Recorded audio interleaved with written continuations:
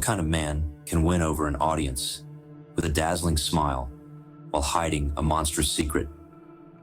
Rodney Alcala, infamously known as the dating game killer, is a chilling example of how charm and charisma can mask pure evil. Behind his charismatic exterior was a predator who lured, tortured, and killed dozens of women over decades. Alcala's crimes, spanning from the late 1960s to the late 1970s, remain some of the most horrifying in American history. His story lets us know that appearances can be deceiving, and the darkest horrors can sometimes hide behind the brightest smiles.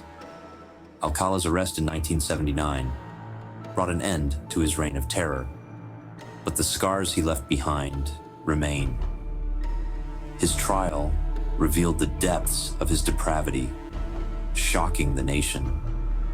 The families of his victims continue to seek justice and closure, haunted by the memories of their loved ones. Rodney Alcala was born on August 23, 1943, in San Antonio, Texas. His early life was far from stable. When Alcala was just 8 years old, his father abandoned the family, leaving his mother to raise him and his siblings alone. Soon after, they relocated to Los Angeles, seeking a better life. Despite the move, Alcala's early years were marked by emotional instability and behavioral issues. He was described as highly intelligent, but socially awkward, often struggling to form meaningful connections with others.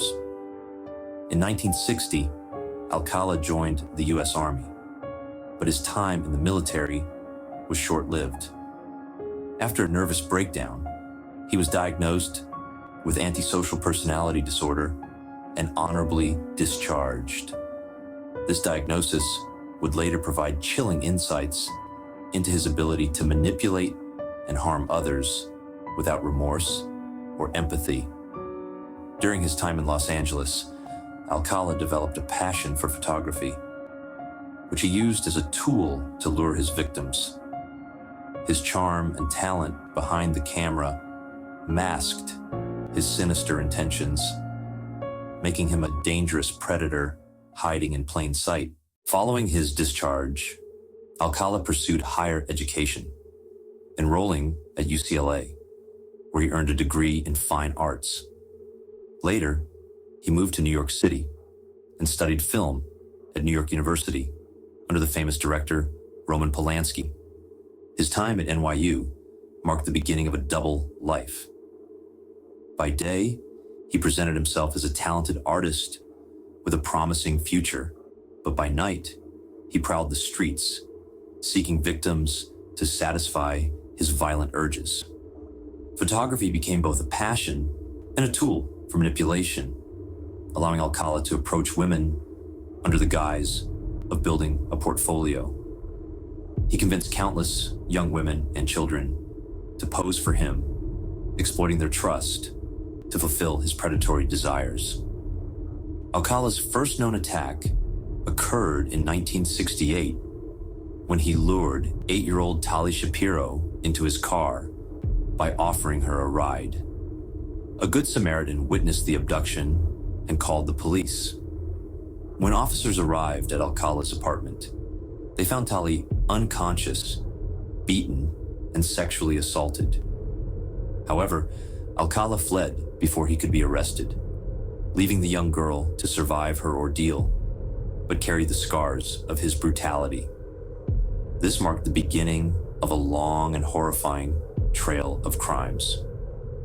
Using the alias John Berger, Alcala moved to New York City to evade capture. There, he continued his predatory behavior, often attending art galleries and social events to blend into the city's creative circles.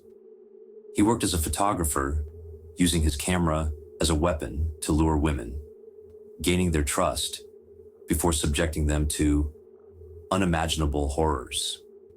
Alcala's charm and artistic persona masked his true nature, allowing him to evade suspicion and continue his reign of terror.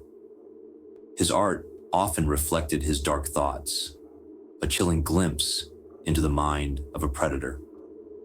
The trail of victims grew, each disappearance a testament to Alcala's cunning and brutality. Despite close calls with the law, Alcala managed to stay one step ahead, leaving a path of devastation in his wake. By the mid-70s, Alcala had returned to California, where his killing spree escalated. His victims were often young women and girls, whom he approached in public spaces like beaches and parks. He would charm them with compliments and offers of professional photography sessions, gaining their trust with ease. Once isolated, Alcala's demeanor would shift, revealing the sadistic predator beneath. His methods were chillingly deliberate. He tortured his victims, both physically and psychologically, often strangling them to the brink of death, reviving them, and repeating the process to prolong their suffering. This cruel ritual became a signature of his crimes, showcasing the deep-seated sadism that drove him.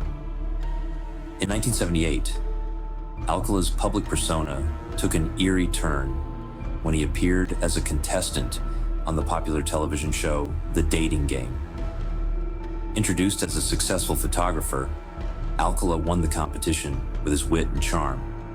However, the Bachelorette, Cheryl Bradshaw, found him unsettling and declined the date, a decision that may have saved her life. This surreal moment highlighted the duality of Alcala's personality, the charming, likable man seen on television versus the cold-blooded killer who prowled the streets at night. His ability to mask his true nature allowed him to continue his reign of terror, leaving a trail of victims in his wake.